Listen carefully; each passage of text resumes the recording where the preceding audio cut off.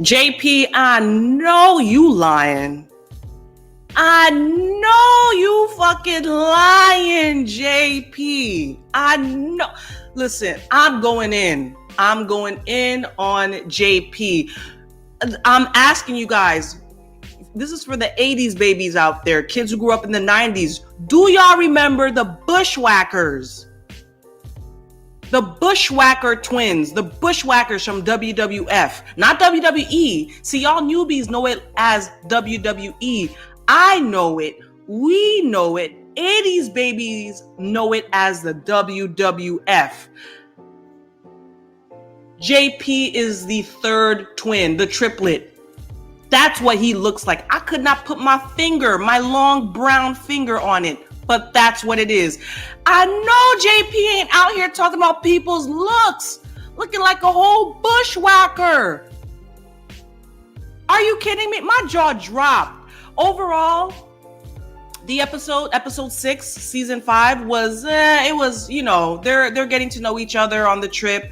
But when JP fixed his crooked, no lip having mouth to talk about Taylor's makeup, I lost it. Okay, so you know what? Let's recap. Please don't forget to like and subscribe. So let me recap season 5, episode 6 of this debauchery we know as Love is Blind. This season has been a doozy. Again, I reiterate, the most dysfunctional season thus far. Like, there's just so many faux pas. I don't know where to begin.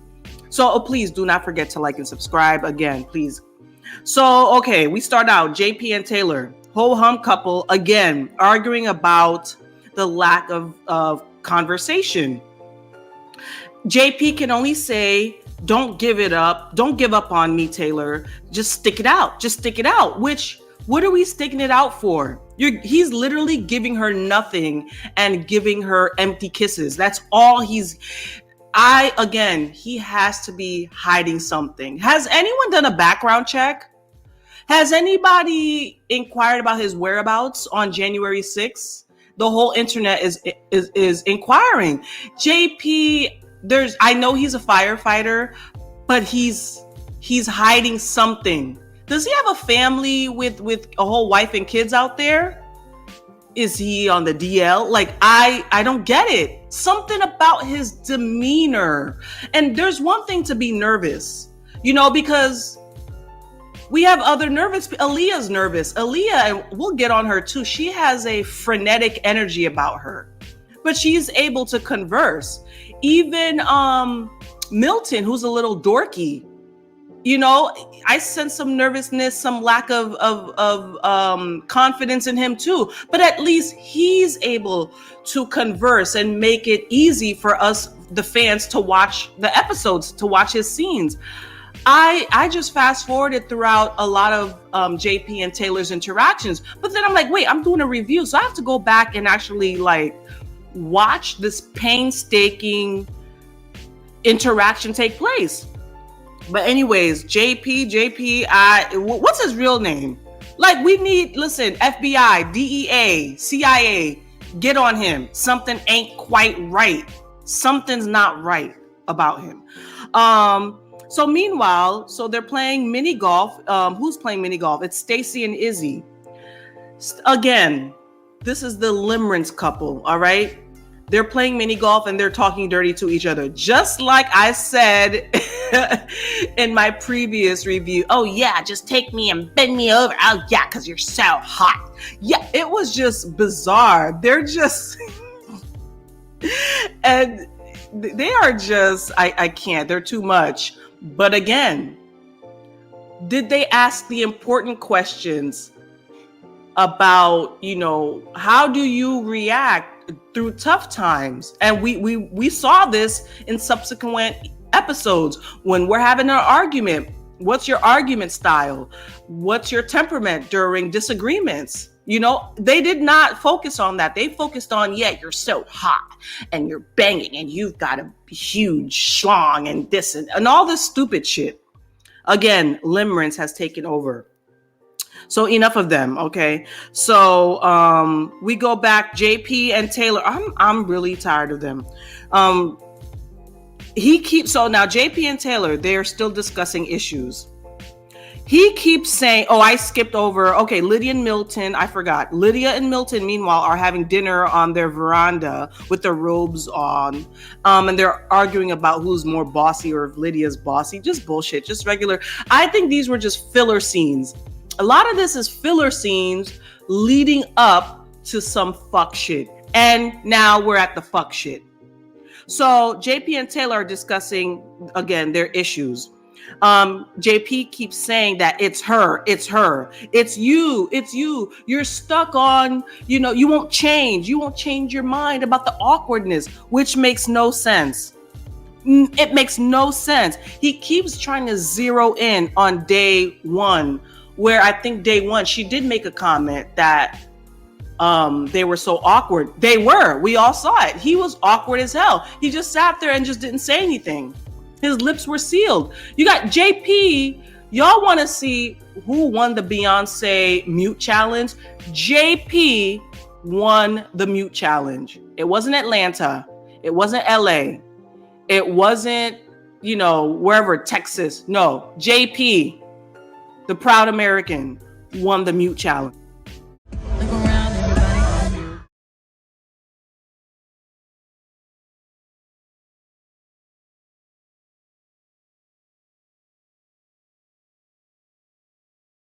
Because ain't no way that since day one, she pointed out that you were non-conversational, you were really quiet, and you're blaming it on her. He kind of is blaming it on her in a roundabout way. Well, I'm tired because I'm not tired. I'm quiet because you brought it up day one. And I got so angry watching that scene with that stupid perpetual smirk on his face, because it's like he doesn't know what to say. He can't emote. So he keeps, and a lot of narcissists will do this. You're trying to make a point. You're making valid points. They keep zeroing in on the point they want to make, which is irrelevant. And that's what he was doing to her. And then he keeps telling her, he's trying. I'm trying. No one sees progress. Even the other castmates, I think they're not seeing anything. So now here comes the fuckboy antics, okay? JP blames his awkwardness on her makeup. I had to take a moment of silence for that, because that's a new one. I feel like JP pulled that out of his ass, scrambling for anything he can think to justify his behavior. And you failed miserably, sir. You failed miserably. If Audacity was a person, it is JP. JP wins the Audacity Award and he wins the mute challenge. Because you can't tell me you looking like a whole bushwhacker. You look like the beast from the Goonies. You have the nerve to tell this girl that she had falsies on and makeup on, and so that you've been tuned out ever since. Bullshit. And I hate people like that, because they are literally insulting our intelligence. Not only did he insult Taylor's intelligence, but insulted our intelligence, the fan, the audience. I couldn't believe it. I think he's short on chromosomes. He has to be. There's no way. That makes no sense. And then he tells her, so what do you want? You want a granola girl? You want a girl of the hurt? No makeup, no nothing. And her makeup, from what I remember, wasn't even that bad, because we all would have said, that girl got too much makeup on. He made it seem like she had a ton of makeup on, like she was cake faced, and she wasn't, because the audience would have said something. She was not. He pulled that out of his ass. So then he's like, what do you want from me? 99% of women would want a man to say that. Bullshit. Number one. Number two, she hasn't even worn makeup that much. I think since they've been in Mexico, she has not even worn makeup like that. If she has, we can't see it. We haven't noticed it. JP, this is a new one. We thought Bartouche Was Bartiz, whatever, was an asshole? No, JP wins it. I'm sorry, y'all. JP, we've had a lot of fuck boys throughout the seasons. Add JP to the Love is Blind fuck boy hall of shame. JP is now, for me, number one. That asshole. So now she gets pissed off, Taylor. She storms off and they sleep separately for that night. They reconvene the next morning. And he goes in on a soliloquy. He wants to work it out. Good for Taylor. Taylor's like, fuck that. Fuck that. She says when they were in the pod, she could have seen them together for the rest of their lives. And he asked, so what do you think changed? Sir, did you not say what changed for you was seeing her clown face on reveal day? What are you asking about what changed? She didn't change. You did. I swear this guy, the fours are not connecting. There is no connect four for him. I don't know why he came on this show. What was the reason? As Cardi B says, what was the reason? You're playing games. Just stay on the apps. You look a hot mess. I'm seeing his face now. He looks a hot mess. And I'm not trying to solely go in on his looks, but his personality is augmenting the severity of his bushwhack face. How dare you? And she even said it. She said, that's an excuse. I'm glad she called his punk ass out for that fake excuse. And all the while she's going in on him, he's still smirking. And so after that, JP and Taylor, they part ways. They just part ways. Good. I'm glad. I'm glad for Taylor. Way to go, Taylor. Meanwhile, the other two couples go back home to their real life back in, I think, Houston or Dallas, wherever in Texas. And they're going back to live together. So they go to each other's, I guess, to survey each other's apartments. And Milton has a roommate who is just as nerdy as him. And I was gagging the whole time because they remind me of my little brother, who is their age too. My brother's 25.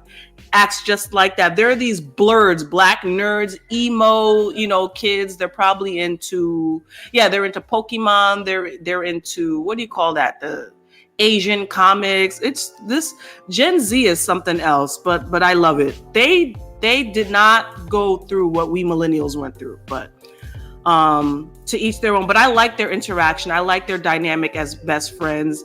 They're just shooting the shits with Lydia. And Lydia, you know what? Even though she's a single Boricua female, she seems like she can fit in whatever environment. She seems very charismatic.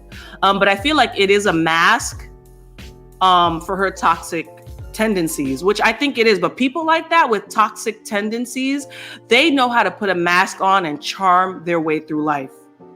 They do. I've had experience with people like that. But anyways, Lydia's at the apartment, just nitpicking at everything in the apartment. And so I really don't know what Lydia expects from a guy who is 7 years her junior. You're dating someone who's 25. You're almost into your mid 30s. You need to manage your expectations. You need to.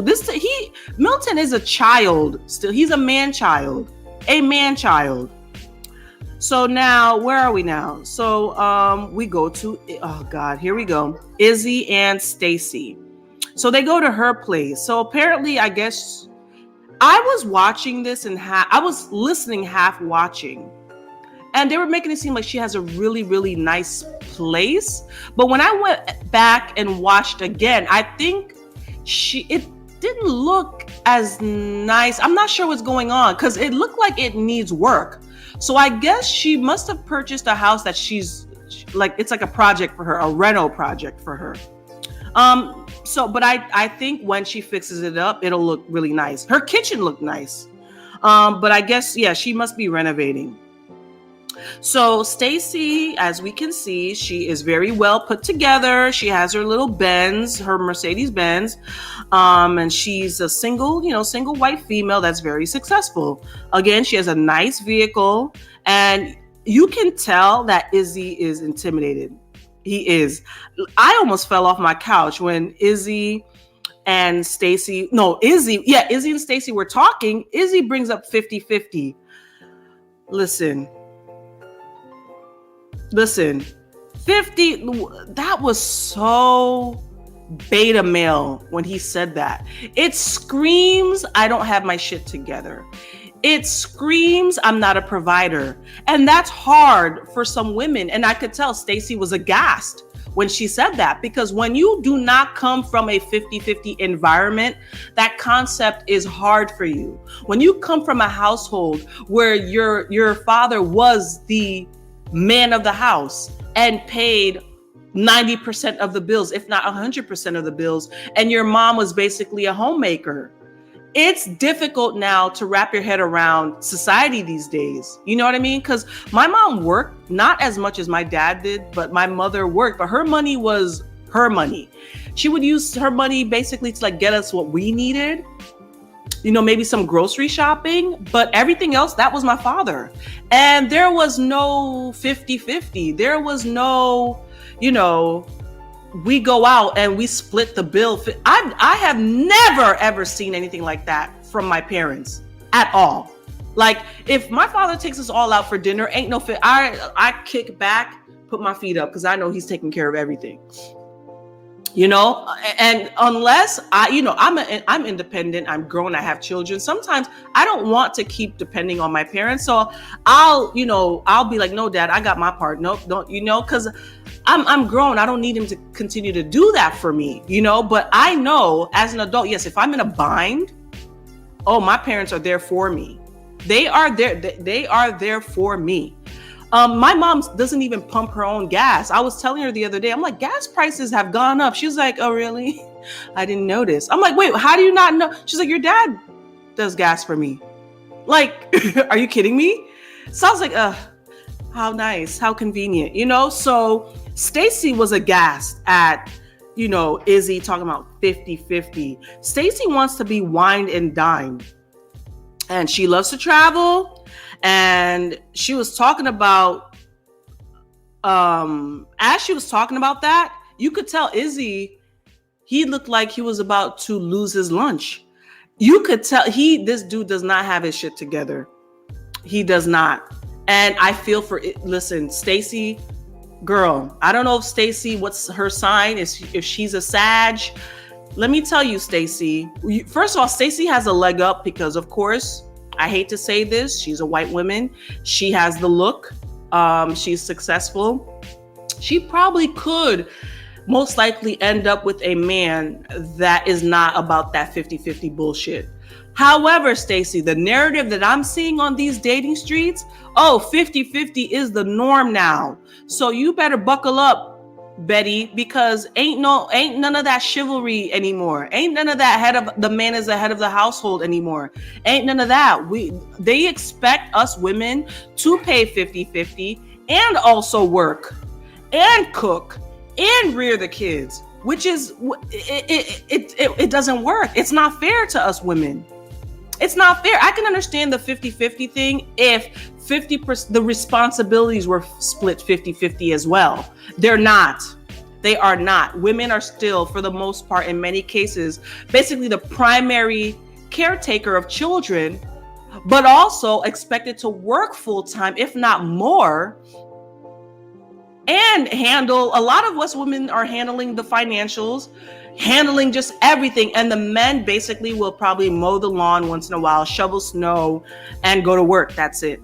So newsflash, Stacy, 50-50 is what's coming your way. Unless this love and blind thing just kicks it up a notch for you guys, and you guys can make some residual income off of the fame that you're going to get from this show. Because that's what a lot of the Love is Blind cast members, they're making money off of endorsements. Even Jacquelina's making money off endorsements and deals and all this stuff. So maybe life will change for them, but it's not looking like Izzy is in a good financial space. And I think Johnny even alluded to that as well. So good luck, Stacy. So Izzy doesn't look good as they're talking about financials. But I hope it works out for him. So on another note, I wonder if Stacy bought too much house because or unless it's just the renovations that are just too much for her. Because she's like, I'm going to need help with this house. I'm going to need this. Can you help me, fork over $20K if our HVAC goes out, which is true. Listen, when you buy a house, if you don't have residual money saved up for incidentals, you're living on a prayer. It is no joke. What it takes to own a house, with damages and things that break, things that could happen. And it's, especially now, it's a pretty penny. So now we have Aaliyah waiting at a restaurant for Uche. Aaliyah looks like she's about to go into cardiac arrest because she looks so anxious. I'm realizing Aaliyah has an anxious temperament. She fidgets. She looks like she was fidgeting. She looks so scared. So now Uche shows up, and so she pours her heart out to him.